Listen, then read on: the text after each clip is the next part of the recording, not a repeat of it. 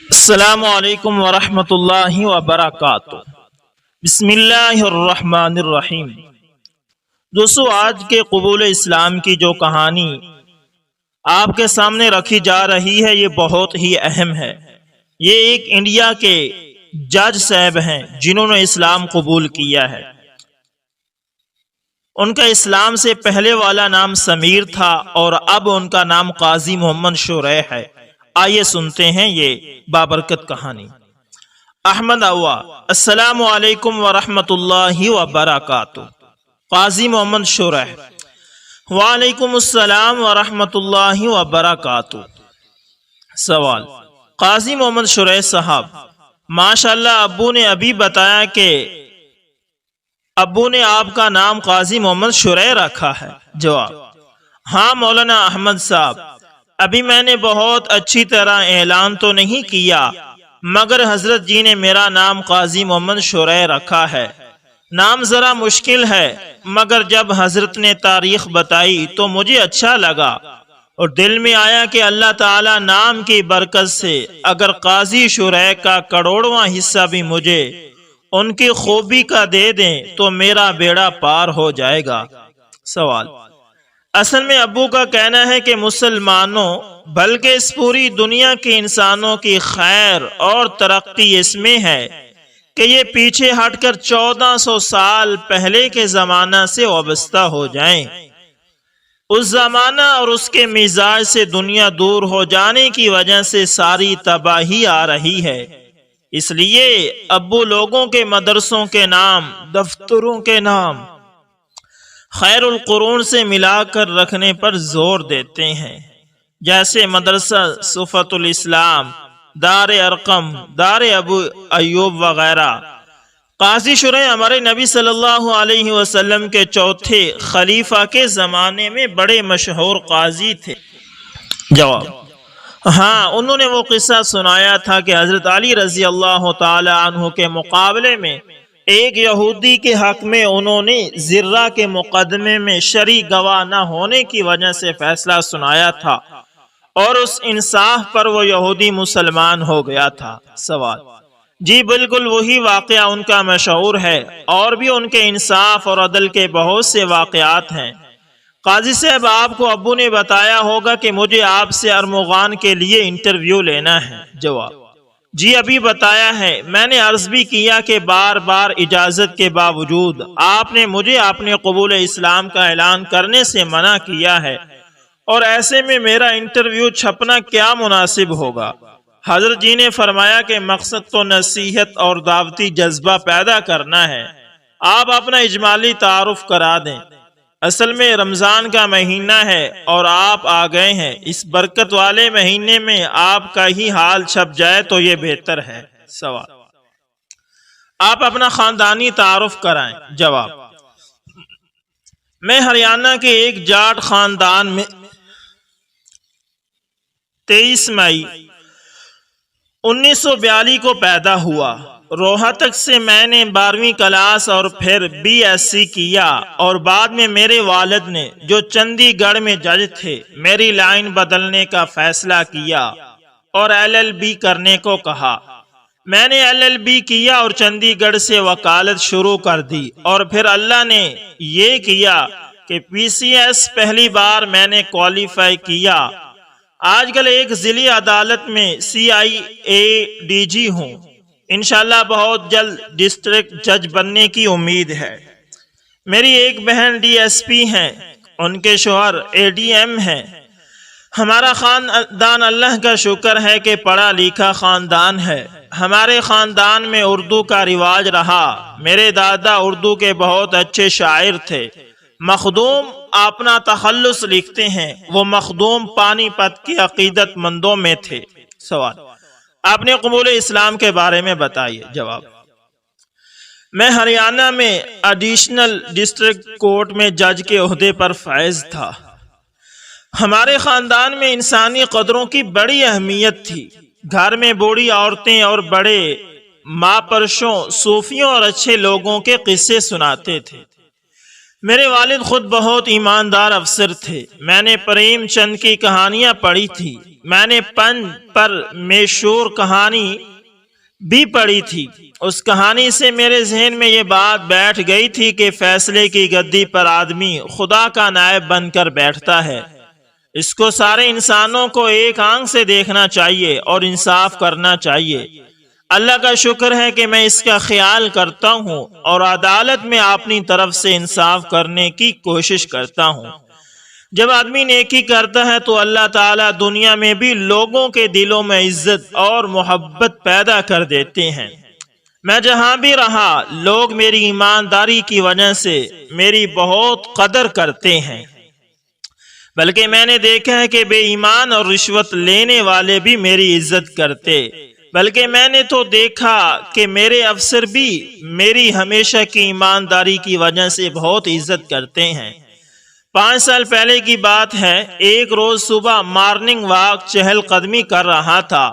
مولانا صاحب کا ایک شاگرد جو بہت شریف اور محبت بھرا نوجوان ہے میرے پاس آیا اور مجھ سے کہا کہ آپ ہمارے شہر میں آئے ہیں، یہ بڑی خوشی کی بات ہے۔ سب لوگ آپ کی تعریف کرتے ہیں اور آپ سے محبت کرتے ہیں۔ میں آپ سے کافی روز سے بات کرنا چاہ رہا ہوں، آپ مجھے 10 منٹ کا وقت دے دیجئے۔ میں نے کہا ابھی میرے ساتھ چلیے، ایک کپ چائے پی لیجئے۔ اس نے کہا کہ ہمارے حضرت یہ کہتے ہیں، قرآن نے کہا ہے کہ جب کسی سے ملنے جانا ہو تو اپارٹمنٹ لے کر جاؤ۔ میں نے کہا میں ٹائم دے رہا ہوں، میرے پاس ابھی وقت ہے۔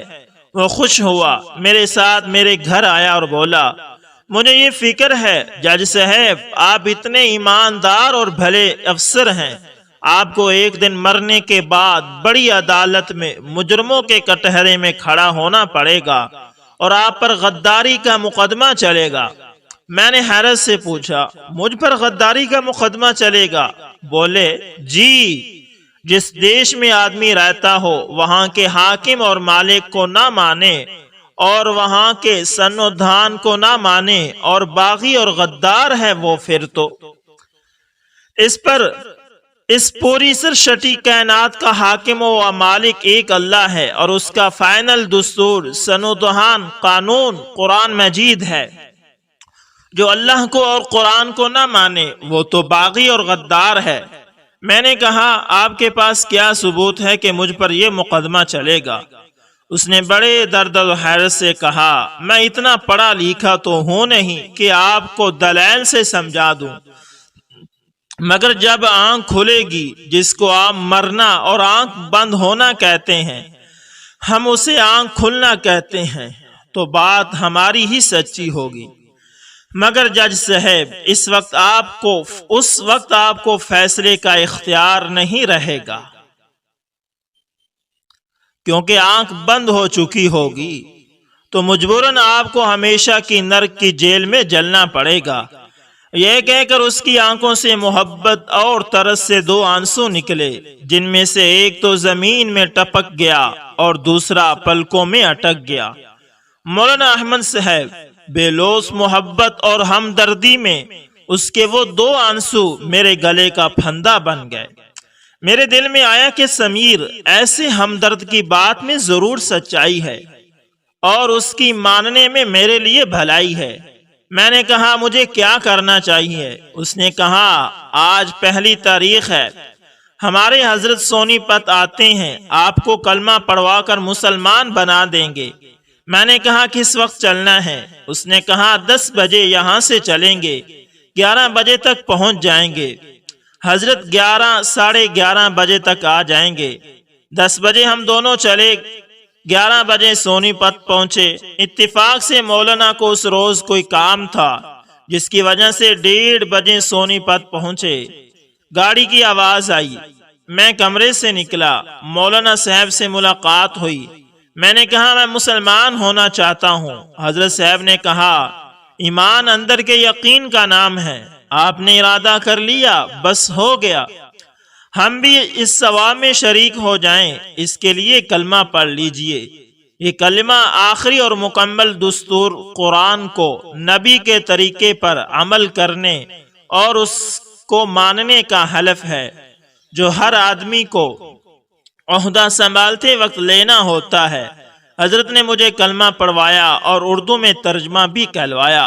پھر مجھ سے معلوم کیا کہ آپ نے اتنا بڑا فیصلہ لے لیا ہے، آپ نے اسلام کو پڑھا اور سمجھا بھی ہے۔ میں نے کہا میں نے LLB کیا ہے، میں مسلم پرسنل لا جو کچھ پڑھا ہے بس اس کے علاوہ ایک لفظ نہیں پڑھا۔ مسلمانوں سے زیادہ رابطہ بھی نہیں رہا، بلکہ نام کے لیے بھی مسلمانوں سے رابطہ نہیں رہا۔ ہریانہ میں مسلمان ہیں بھی نہ کے برابر۔ حضرت نے پوچھا پھر اتنا بڑا فیصلہ آپ نے کس بات پر لیا؟ میں نے کہا آپ کا یہ مرید میرے پاس آیا اور محبت سے مجھ سے کہا آپ اتنے ایماندار افسر ہیں مگر آپ پر ایک بڑی عدالت میں غداری کا مقدمہ چلے گا، اور جب میں نے اس سے ثبوت مانگا تو جواب میں محبت سے اس کی آنکھوں سے 2 آنسو نکل گئے، ایک زمین میں گر گیا اور ایک پلکوں میں اٹک گیا۔ حضرت صاحب مجھے آج معلوم ہوا کہ ہتھ کڑی پڑھ کر مجرم کیسے بے بس ہو جاتا ہے۔ یہ محبت برے 2 آنسو میرے گلے کا پھندا بن گئے۔ میرے دل نے کہا ایسے محبت بھرے آدمی کی بات ماننے میں بھلائی ہے، ایسا خیر خواہ جھوٹا نہیں ہو سکتا۔ حضرت نے میرا نام قاضی محمد شریح رکھا اور پورا قصہ قاضی شریح کا سنایا، مجھے بار بار مبارکباد دی اور اسلام پڑھنے کے لیے کہا۔ کتابوں کی ایک فہرست بنائی اور ایک مولانا کے ذمے لگایا کہ وہ دہلی سے یہ کتابیں مجھے منگا کر دیں۔ سوال: اس کے بعد آپ نے وہ کتابیں پڑھی؟ جواب: سب سے پہلے میں نے آپ کی امانت آپ کی سیوا میں اس کتاب کو پڑھا۔ اس کتاب نے مجھے اپنے فیصلے پر بڑا اعتماد پیدا کیا کہ بے سوچے سمجھے میں نے کتنا سوچا سمجھا فیصلہ لیا، بلکہ سچی بات یہ ہے کہ میرے اللہ نے مجھے کتنا سوچ سمجھ کر لینے والا فیصلہ بے سوچے سمجھے لینے پر مجبور کیا۔ اس کے بعد میں نے مرنے کے بعد کیا ہوگا یہ کتاب پڑھی۔ اس کتاب نے یوم آخرت خصوصاً حشر کی عدالت کو دل و دماغ پر ایسا طاری کیا کہ اب عدالت میں جج کی کرسی پر ہوتا ہوں اور میرا ذہن اللہ کی عدالت میں حساب دیتے وقت مجرموں کے کٹہرے میں اپنے آپ کو کھڑا پاتا ہے۔ بعض مرتبہ اس خوف میں بہت زیادہ بدحال ہو جاتا ہوں۔ اس کے بعد الحمدللہ ایک کے بعد ایک کئی 100 کتابیں پڑھ چکا ہوں۔ سوال: آپ نے گھر والوں کو ابھی تک نہیں بتایا؟ جواب: 5 سال ہونے والے ہیں، میں خود بہت پریشان ہوں، مگر جب بھی حضرت سے بات ہوتی ہے تو حضرت کہتے ہیں کہ ابھی کچھ روز بعد اعلان کیجئے۔ الحمدللہ میری اہلیہ تو مسلمان ہو گئی ہیں اور میرے دونوں بچے بھی، ہم چاروں تو نماز روزہ گھر میں پابندی سے ادا کرتے ہیں۔ آج حضرت نے فرمایا کہ اب انشاءاللہ رمضان کے بعد اعلان کروائیں گے۔ میرے دل میں بار بار غیرت کی وجہ سے بہت جذبہ ہوتا ہے کہ حضرت ابو ذر رضی اللہ تعالی عنہ نے بھی تو حضور صلی اللہ علیہ وسلم کے منع کرنے کے باوجود اعلان کر دیا تھا، مگر پھر اندر سے کوئی سمجھاتا ہے کہ ایک آدمی کو اپنا رہبر بنا لیا ہے تو پھر اپنی چلانے کے بجائے اس کی ماننے میں عافیت ہے۔ بعض دوسرے معاملات میں میں نے تجربہ بھی کیا کہ حضرت کی مرضی ماننے میں بڑی بھلائی ملی۔ سوال: نماز وغیرہ آپ کہاں پڑھتے ہیں اور جمعے کی نماز کا کیا کرتے ہیں؟ جواب: عام اعلان میں نے نہیں کیا، ورنہ بہت سے مسلمانوں کو الحمدللہ ہمارے اسلام کا علم ہے۔ میں جمعے کی نماز جہاں رہتا ہوں اس سے دور کسی شہر، گاؤں یا قصبے میں جہاں جمعہ ہوتا ہو تلاش کر لیتا ہوں۔ الحمدللہ جمعہ پابندی سے پڑھتا ہوں۔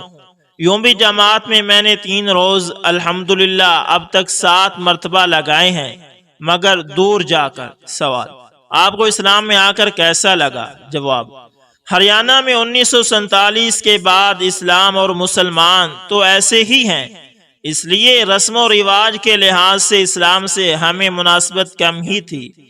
اگرچہ اردو تہذیب اور گھر میں نان و عید کا رواج تھا، مگر چونکہ عقیدہ اور پورے ضابطے کے لحاظ سے اسلام بالکل نیچرل مذہب ہے، مجھے بالکل بھی اجنبی نہیں لگا، بلکہ ایسا لگا کہ میری چیز تھی۔